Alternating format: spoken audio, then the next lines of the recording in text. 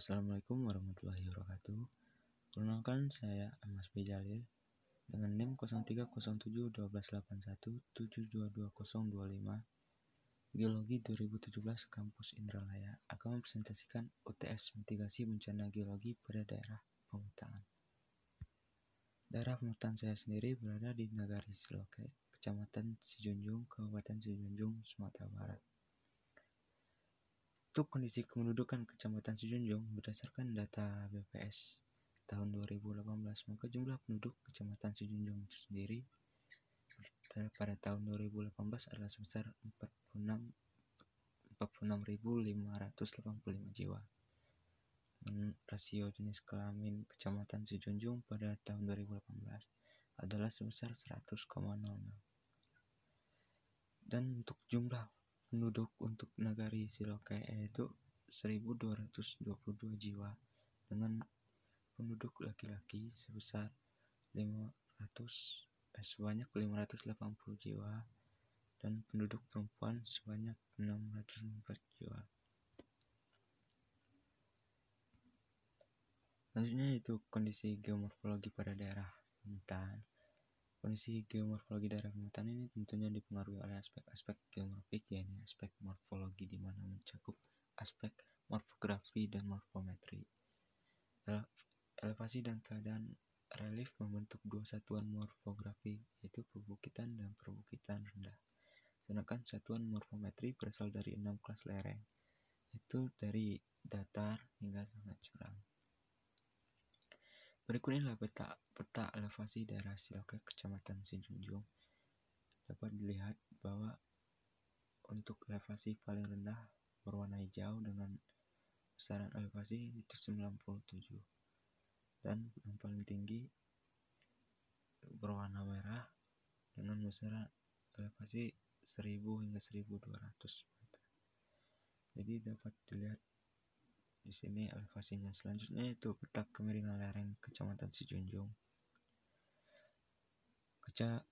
Dari peta kemiringan lereng daerah pemetaan ini dapat dilihat dan juga dapat diketahui bahwa didominasi oleh lereng yang curam, ini berwarna orange, dan juga lereng yang sangat curam. Yang paling mendominasi yaitu lereng curam. Bagaimana kondisi kebencanaan pada daerah pemetaan ini? Daerah pemetaan yang berada di Kabupaten Sijunjung ini belum memiliki data atau dokumen kajian risiko bencana KRB.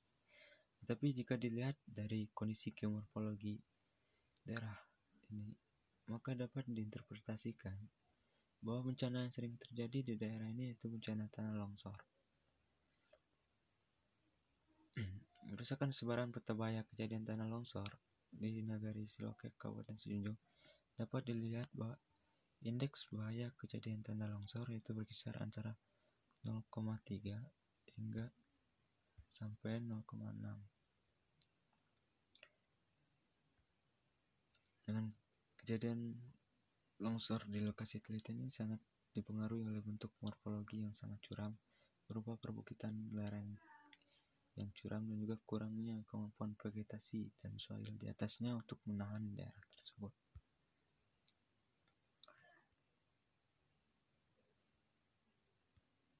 Berikut adalah peta risiko bencana longsor.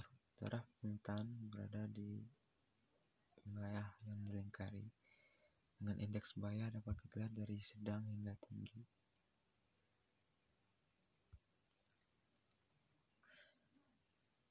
Bagaimanakah upaya mitigasi bencana pada daerah pemetaan ini? Dan dapat dilihat dari peta geomorfologi bahwa bencana yang sering terjadi atau berpeluang besar terjadi pada daerah ini itu bencana longsor. Maka upaya mitigasi bencana yang dapat kita lakukan yaitu bisa dengan menanam pohon pada area yang berlereng dan juga area yang gundul, membuat bangunan penahan lereng, jangkar, membuat teras ring dengan sistem drainase yang tepat itu untuk mengalirkan air dari lereng-lereng. Upaya mitigasi yang dapat dilakukan juga dengan mengembangkan pedoman untuk kesiapsiagaan dalam rekonstruksi bencana, seperti perencanaan penggunaan lahan dan meningkatkan standar bangunan, termasuk dengan belajar dari program pemulihan dan rekonstruksi yang lebih dari 1 dekade sejak penerapan kerangka kerja Hyogo. Mempromosikan kesiapsiagaan untuk bencana sehari-hari, latihan respon dan pemulihan, termasuk latihan evakuasi, pelatihan, membentukkan sistem pendukung berbasis daerah, dan juga mitigasi yang dapat dilakukan dengan menyelenggarakan sistem-sistem siap untuk memantau, mengarsipkan, dan menyebarluaskan data potensi bencana. Bagaimanakah peluang asuransi atau perusahaan-perusahaan asuransi bencana pada daerah pemerintahan ini? Tentunya besarnya risiko kebencanaan suatu daerah juga membuka peluang bagi perusahaan asuransi. Bisnis asuransi tidak dapat dipisahkan dari data yang telah disampaikan oleh tertangguh. Melalui data akan diperoleh informasi yang dibutuhkan untuk mengukur risiko tertangguh. Hasil pengukuran akan digunakan untuk menentukan harga premi. Dalam strategi PARB atau pembiayaan dan asuransi risiko bencana, diperlukan layering atau klasifikasi risiko, yaitu pembagian jenis risiko berdasarkan frekuensi terjadinya bencana dan dampak yang diakibatkan oleh berbagai bencana yang dibagi menjadi layer atau klasifikasi yang rendah, sedang hingga tinggi. Jika dilihat pada wilayah pemetaan, khususnya wilayah Sijunjung, berdasarkan klasifikasi risiko PARB, maka masuk dalam kategori atau layering sedang. Dengan kategori sedang juga membuka peluang asuransi bencana di daerah ini juga sedang. Berikut ini terlampir adalah merupakan besaran jumlah tarif dalam rupiah salah satu perusahaan asuransi di Sumatera Barat. Mana dapat dilihat exposure perusahaan X, exposure agregat, besaran exposure agregat, nilai premi, jumlah risiko, klaim, frekuensi klaim. Ini berdasarkan tahun 2017.